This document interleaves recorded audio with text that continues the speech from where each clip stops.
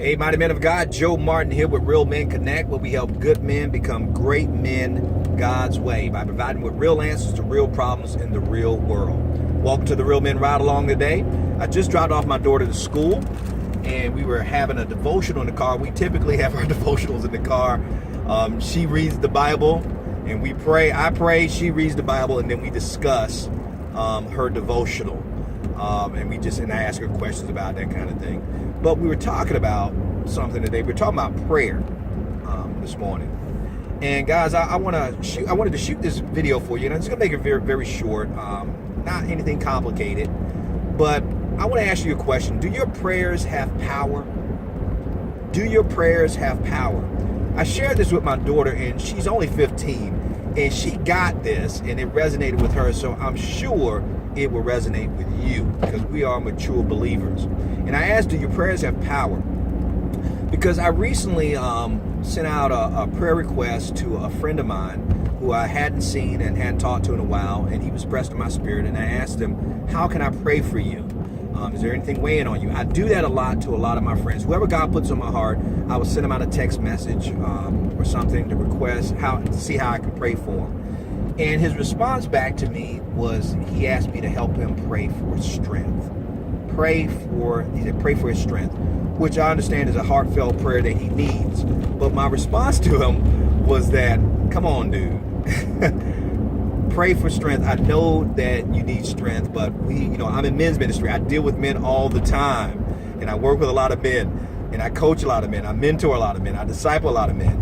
What do you need prayer for when it comes to strength? Strength to stop doing something, strength to do something, for the courage to do something, strength to resist doing something, strength to enable somebody else to do something. What is it? What could it be?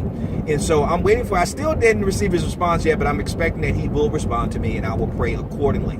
But what got me was this, and I talked to my daughter about it today, that when we pray, guys, when I say, does your prayer have power? We need to pray with intentionality and with intensity. Let me say that again.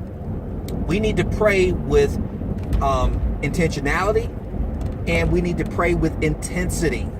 Now, what I mean by that is that intensity, we should have power behind our prayer. With intentionality, we should be specific about what we are praying for or praying about. And the way I described it to my daughter was this, that when we say grace, is it vain repetition, that we always say the same prayer for grace every time when we thank God for the food?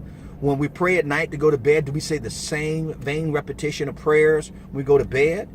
Or are we praying with intentionality and with intensity, that we are asking for something specific, or we're petitioning God for something specific, or we're thanking God for something specific? And here's why, and this is why I'm going to make this video very short, because God dropped this in my spirit and revealed this to me in my heart, and I'm going to share with you. When we are vague, and we have vague prayers, when we are vague with our prayers and not specific, that what it brings about are vague and weak results. It produces weak results. But when we are specific in our prayers with intensity and intentionality, it wreaks havoc on the enemy. Now let me shorten that for you. Vague prayers, weak results. Specific prayers wreak havoc on the enemy. And here's my point I shared with my daughter. I said, after we pray, this is a great way to see if your prayer has power. After you pray, can you sense in your spirit the devil is saying this? Oh, that's nice. Oh, that's cute. Or is the devil saying this after you pray? Please stop. Please stop it. Stop it. Stop praying. Now, it's going to be one or two reactions. Either the devil is saying, that's nice, or he's begging, please stop. Because he knows that there is power in your prayer. So guys, I'm hoping that this blessed you, because it blessed my daughter this morning, and it blessed me when God deposited in my spirit.